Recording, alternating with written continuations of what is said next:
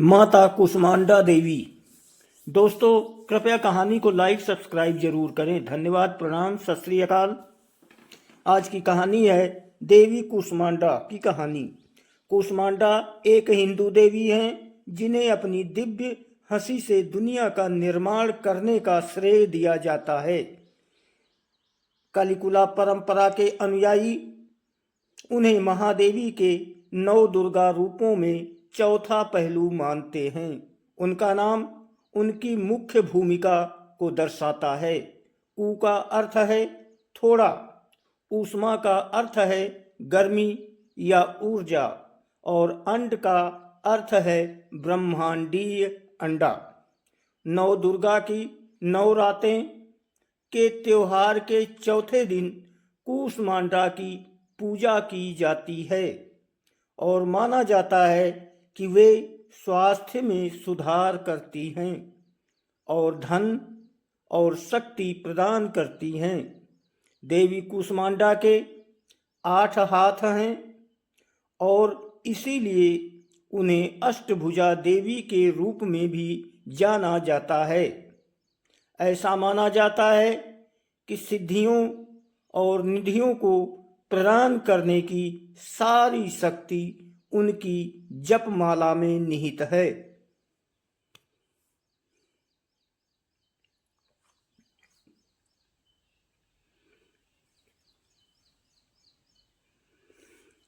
ऐसा कहा जाता है कि उन्होंने अपनी हल्की सी मुस्कान से ही पूरे ब्रह्मांड की रचना की, जिसे संस्कृत में ब्रह्मांड, ब्रह्मा का अंग कहा जाता है। उन्हें कुष्मांडा, कुष्मांड नामक सफेद कद्दू की बलि भी बहुत पसंद है।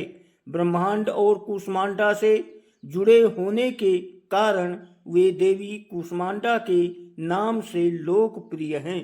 उनका निवास अनाहत चक्र में है।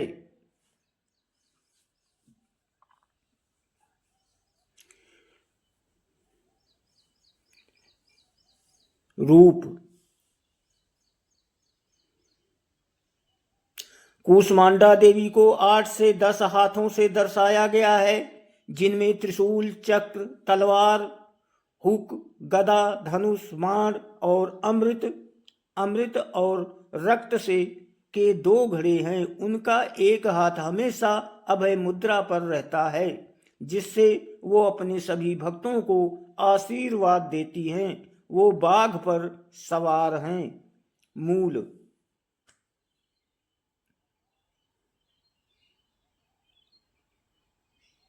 सूर्य संसार को जीवन देता है और देवी कुष्मांडा स्वयं सूर्य की शक्ति हैं, और जब वे सूर्य देव के मूल में निवास करती है तो वे सभी ऊर्जा का स्रोत होती हैं। ये ब्रह्मांड में संतुलन बनाने और सूर्य की किरणों से सभी जीवित प्राणियों को जीवन प्रदान करने के लिए था। उनकी शक्ति सूर्य को सभी को जीवन देने की क्षमता देती है, क्योंकि वे स्वयं शक्ति हैं। एक बार जतुकासुर की हार के बाद महान असुर योद्धा सुकेश के पुत्र माली और सुमाली नाम के 2 असुर भगवान शिव को प्रभावित करने और उनका आशीर्वाद लेने के लिए घोर तपस्या कर रहे थे। वे जो तपस्या कर रहे थे वो इतनी तीव्र थी कि उनके शरीर से निकलने वाले सकारात्मक आयनों से उनका शरीर चमकने लगा। सूर्यदेव पृथ्वी पर बढ़ती चमक को देखकर चिंतित और उत्सुक होने लगे। सूर्यदेव ने एक बार पृथ्वी पर चमकते पिंडों को देखने जाने का फैसला किया।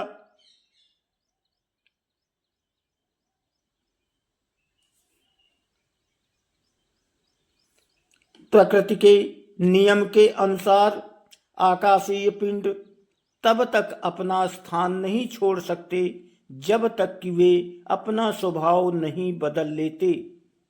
सूर्यदेव इतने जिज्ञासु थे कि वे सौर मंडल से अपना स्थान छोड़कर पृथ्वी पर चमकते पिंडों को देखने चले गए। इससे पूरे ब्रह्मांड को नुकसान पहुंचा। सूर्यदेव सब कुछ नजरअंदाज करते हुए दोनों भाइयों के और करीब चले गए। अपने ध्यान में मंत्रमुग्ध दोनों भाई इस बात से अनजान थे। परिणाम स्वरूप रूप, संपूर्ण विश्व और सौरमंडल अंधकार में चला गया। अंधकार इतना भयावह था कि कोई भी नंगी आंखों से ब्रह्मांड को देख सकता था।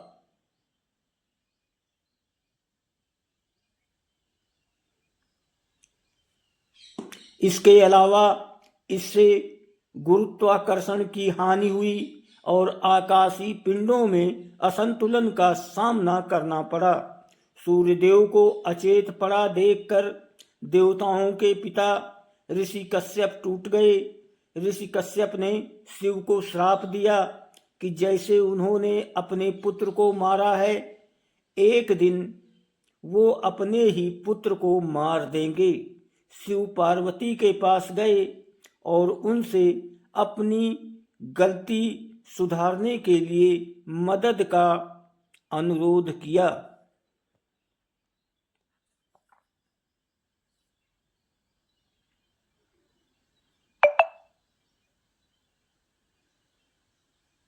उन्होंने उन्हें ये बताते हुए एहसास दिलाया कि वे सभी ऊर्जाओं का स्रोत हैं। वे ब्रह्मांड की माता हैं।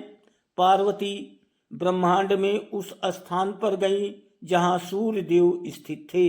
उन्होंने अपने तेज से अग्नि और प्रकाश से भरा एक गोलाकार पिंड बनाया, जिसे अब सूर्य के रूप में जाना जाता है। बाद में सुकेश और ऋषि कश्यप उस स्थान पर पहुंचे। सुकेश की आंखों में आंसू थे। हालांकि ऋषि कश्यप क्रोधित थे। ऋषि कश्यप ने शिव को श्राप दिया कि जैसे उन्होंने अपने पुत्र को मारा, एक दिन वे अपने ही बच्चे को मार देंगे। शिव ने सुकेश और ऋषि कश्यप दोनों को इस स्थिति का समाधान पाने के लिए देवी पार्वती के पास जाने को कहा।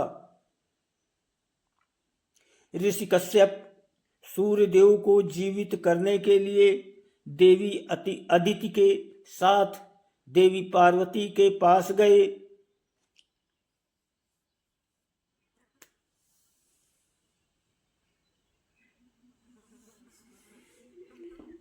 देवी पार्वती रसोई में गईं और 2 बर्तन ले आईं। देवी पार्वती ने उन दोनों से एक बर्तन में अपना खून भरने को कहा। ऋषि कश्यप ने अपनी शक्ति से उन दोनों के शरीर के खून से बर्तन भर दिया। फिर दूसरा बर्तन अपने आप अमृत से भर गया। पार्वती ने ऋषि कश्यप से पवित्र रक्त और अमृत को सूर्य देव के मुंह में डालने को कहा। बदले में ऋषि कश्यप ने कहा कि उन्हें एक बच्चा होगा जो पूरे ब्रह्मांड में सबसे महान और सबसे अच्छा भगवान होगा। सुकेश और उनकी पत्नी देववती भी माली और सुमाली की राख के साथ देवी पार्वती के पास गए। देवी पार्वती ने देववती को अपने गर्भ में एक अंडा दिया। बाद में अंडे से पैदा हुए बच्चे राक्षसी थे। हालांकि पार्वती को उनके अच्छे कर्मों के लिए कूष्मांडा नाम दिया गया था। जहाँ कूष्मा का अर्थ राक्षसी और अंड का अर्थ है या कू का अर्थ है एक और ऊष्मा का अर्थ है गर्मी और अंड का अर्थ है अंडे जैसी गोल संरचना।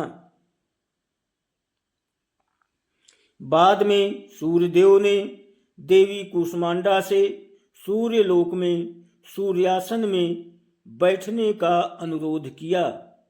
कूष्मांडा में सूर्य के मूल में रहने की शक्ति और ताकत है। उनकी चमक सूर्य को उसकी चमक देती है। कहा जाता है कि वो सूर्य देव सूर्य को दिशा निर्देश देती हैं। दोस्तों, कृपया कहानी को लाइक और सब्सक्राइब जरूर करें। धन्यवाद। प्रणाम। सत श्री अकाल।